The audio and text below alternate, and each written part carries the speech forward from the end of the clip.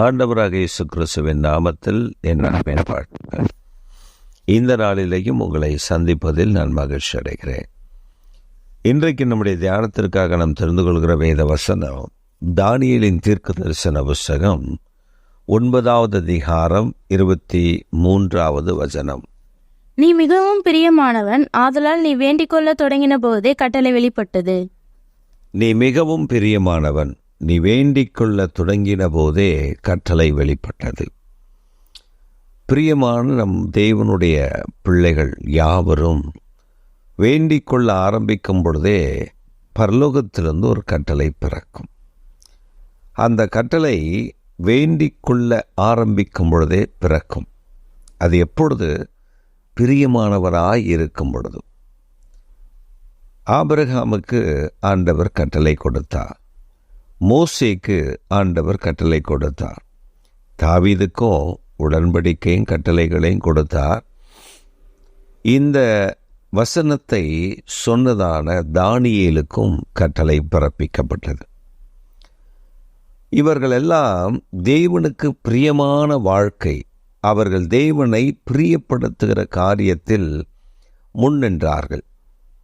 2 விதமான காரியங்கள் தான் தேவனை பிரியப்படுத்தும்.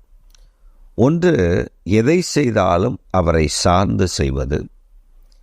இன்னொன்று, அவரை மாத்திரமே முன்னுரிமை கொடுத்து காரியத்தை நடப்பிப்பது. 2 காரியமும் ஒரே மாதிரி இருக்கும், ஆனால் 2 வித்தியாசம் உண்டு. எதை செய்தாலும் ஆண்டவரிடத்தில் கேட்டு விசாரித்து செய்கிறது. இன்னொன்று, நேசிப்பதில் அவரை முன்னிலைப்படுத்தி நேசிப்பது.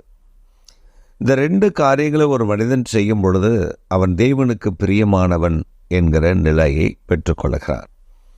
தானியேலுடைய புஸ்தகத்தில் வாசிக்கும் பொழுது அப்படித்தான் சொல்லப்பட்டிருக்கிறது. தானியேலுக்கு ஒரு தரிசனம் வேண்டும், அதற்காக காத்திருக்கிறார். அவரிடத்தில் கேட்கிறார், உபவாசித்து காத்திருக்கிறார்கள். ஆண்டவர் அவரிடத்தில் அந்த தரிசனத்தை விளங்க பண்ணுகிறார். அது மாத்திரமல்ல, எதை செய்தாலும் எதுனாலும் அவரை முன்னிறுத்தி நேசிக்க பழகியிருந்தான் தானியேல்.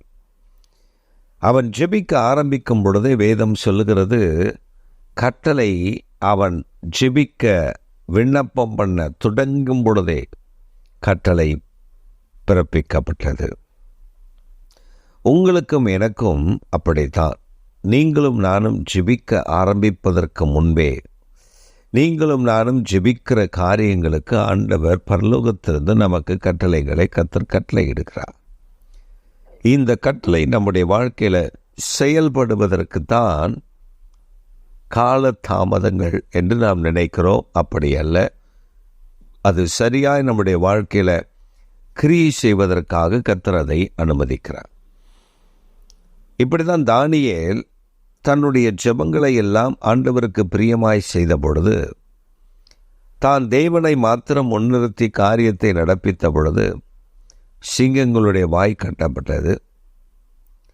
நேபுகாத் நேச்சருடைய மகன் பெல்ஷாசார் என்று சொல்லுகிறவனுடைய திட்டம் முறியடிக்கப்பட்டது. தானியேலுடைய காரியம் எல்லா ராஜாக்களின் காலத்திலேயும் அது மேன்மையுள்ளதாய் ஜெயமுள்ளதாய் இருந்தது. தரிவு காலத்திலேயும் தானியேலுடைய காரியம் ஜெயமாகத்தான் விளங்கினது. இன்றைக்கு நீங்களும் நானும் ஒன்றை அறிந்து கொள்ள வேண்டும். இந்த தானியேலிடத்திலிருந்து பிரியமாய் நாம் தேவனுக்கு பிரியமான பிள்ளைகளாய் காணப்பட முடியும். அதில் ஒன்றுதான் அவரை கேட்டு செய்வது. நீங்கள் ஜெபிக்கும் பொழுது எதை செய்தாலும் ஜெபம் பண்ணி அதை செய்து பாருங்கள். கர்த்தர் அதில் மேன்மையை காண செய்கிறதை நீங்கள் பார்க்க முடியும். அவரை மாத்திரம் நேசித்து பாருங்கள். எல்லாவற்றை விட அவரை நேசிக்க பழகிக்கொள்ளுங்கள். நாம் எல்லாவற்றை விட அவரை நேசிக்க நாம் பழகிக்கொள்ள வேண்டும். சிலருக்கு கிளியின் மேல் பாசம் இருக்கும், சிலருக்கு மைனாவின் மேல் பாசம் இருக்கும், தன் வீட்டில் வளர்க்கிற அணிலின் மேல் பாசம் இருக்கும். அவர்கள் வீட்டுக்குள் வரும்பொழுதே அந்த அணில் வந்துவிடும், அந்த கிளி வந்துவிடும், அந்த மைனா வந்துவிடும். அவர்கள் வளர்க்கிற பிராணிகளிடத்தில் அவர்கள் பாசமாய் இருப்பார்கள். எல்லாவற்றை காட்டிலும் அதன் மேல் உயிரை வைத்திருப்பார்கள். அதற்கொன்றென்றால் இவர்கள் துடித்து போவார்கள். சில நாயின் மேல் பாசம் வைத்திருப்பார்கள். இதெல்லாம் தவறில்ல. ஆனால் இவைகளெல்லாம் பாசம் வைப்பதற்கான பாத்திரங்களும் அல்ல. தேவன் சிருஷ்டித்த கர்த்தர் அவர் மேல் பிரியம் வைப்பதை விட்டுவிட்டு இவைகளின் மேல் பிரியம் வைத்து இவைகளை நாம் முன்னிறுத்தும் பொழுது நம்முடைய வாழ்க்கையில் தேவனுடைய ஆளுகை இழந்து விடுகிறோம். இதுதான் உண்மை. இதைத்தான் பல இடங்களில் பல காரியங்கள், நாய் ஜெபம் பண்ணினால்தான் சாப்பிடும், பூனை ஜெபிக்கும், பாட்டு பாடும் என்றெல்லாம் நாம் வீடியோக்களை சொல்லுகிறதை கேள்விப்படுகிறோம். ஆனால் நீங்களும் நானும் ஜெபிக்கிறதை, துதிக்கிறதை, ஆராதிப்பதை பரலோகம் உற்று கவனிக்கிறது என்பதை மறந்துவிடக்கூடாது. நீங்கள் நாய்க்கு சொல்லிக் கொடுக்க வேண்டாம், பூனைக்கு கொடுக்க வேண்டாம், பறவைகளுக்கு சொல்லிக் கொடுக்க வேண்டாம். ஏனென்றால் அது அதிகாலையில் எழும்பும் பொழுதே அது கர்த்தரை துதிக்கிறது என்று வேதம் சொல்லுகிறது. காக்கை அந்த நாள் ஆகாரத்திற்காக தேவனை நோக்கி அவைமிடுகிறது என்று சொல்லி வேதம் சொல்லுகிறது. எனவே நீங்கள் அவைகளுக்கு கற்றுக் கொடுக்க வேண்டாம். அவைகளுக்கு தெரியும். அவைகள் கூப்பிடுகிற காக்கை குஞ்சுகளுக்கும் கர்த்தர் பதில் கொடுக்கிறார் என்று வேதம் சொல்லுகிறது. எனவே நாம் அவருக்கு பிரியமானவர்களாய் காணப்பட வேண்டுமே அல்லாமல் இந்த ஜந்துக்களின் மேல் உயிரை வைத்து இந்த ஜந்துக்களை முன்னிறுத்தி அவைகளுக்கு நாம் நேரங்களை செலவிட்டு பணங்களை செலவிட்டு காரியங்களை நடப்பிக்கிறோம். சிலர் பாருங்கள், கிளி வாங்குவார்கள். ஒரு மனிதன் வாங்கியிருக்கிறார், 2 கோடிக்கு மேலாக ஒரு நாய்க்குட்டி வாங்கியிருக்கிறார். அந்த நாய்க்குட்டி திடீரென்று அது செத்து போனால் அவருக்கு 2 கோடி நஷ்டம். நஷ்டத்தை மாத்திரமல்ல, அவருடைய பாசம் நேசம் எல்லாம் அதன் மேல் வைத்து அது பெரிய வழியை அவருக்கு ஏற்படுத்தும். ஆனால் நம் தேவன் மேல் பிரியம் வைக்கும் பொழுது நமக்கு லாபம் தானே அல்லாமல் நஷ்டமில்லை. அதிகரித்து கொண்டே வரும் லாபம், நஷ்டம் வரவே வராது. இதை நாம் புரிந்து கொண்டால் யாருக்கு முன்னுரிமை கொடுக்கணும், எந்த காரியத்திற்கு நாம் காரியங்களை முன்னிலைப்படுத்த வேண்டும் என்பதை அறிந்து கொள்ளுவோம்.